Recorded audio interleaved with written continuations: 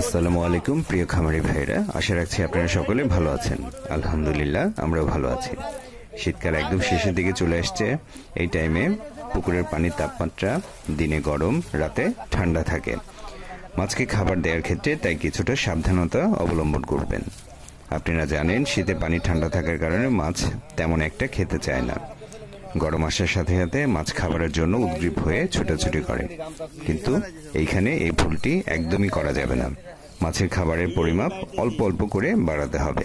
একসাথে যদি বেশি করে দিয়ে দেন, মাছ প্রয়োজনের অতিরিক্ত খেয়ে ফেলবে। এতে করে মাছের পেট ফোলা রোগটার প্রাদুর্ভাব দেখা দিবে। শীতের শুরুতে এবং শীতের শেষে আমাদের পুকুরের প্রতি ভালো মতো নজর দেওয়া উচিত। মনে রাখবেন, প্রতিকার করার চেয়ে প্রতিরোধ গড়ার দিকে আমাদের বেশি নজর দিতে হবে। অর্থাৎ রোগ আসার পর ট্রিটমেন্ট করার চেয়ে রোগ না আসতে দেওয়ার দিকে বেশি নজর দেওয়া উচিত। অনেকেই পুকুর মেরামত করে ফেলেছেন নতুন বছরের জন্য। বর্ষা আসার আগেই পুকুরের পাড় একদম মজবুত করে তৈরি করে নেবেন। এবার আসি কোন পোনাটা আপনারা চাষে দেবেন। অনেকেই বলবে চাপের পোনা দিলে মাছ তাড়াতাড়ি বাড়ে, একটু বেশি করে খাওয়ালেই হয়। এই ভুলটা আপনারা একদমই করবেন না। গত বছরে যে পোনাটা হ্যাচারিওয়ালারা বিক্রি করতে পারে না, সেটাই চাপে অর্থাৎ অধিক ঘনত্বে রেখে তারা বিক্রির চেষ্টা করে।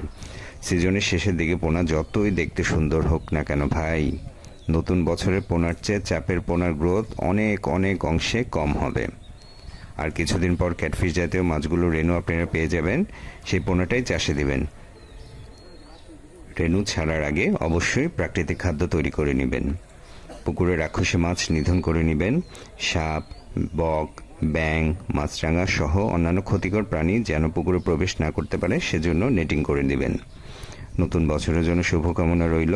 ভালো থাকবেন, সুস্থ থাকবেন। রোজার মাস চলছে, রোজা রাখবেন, নামাজ পড়বেন।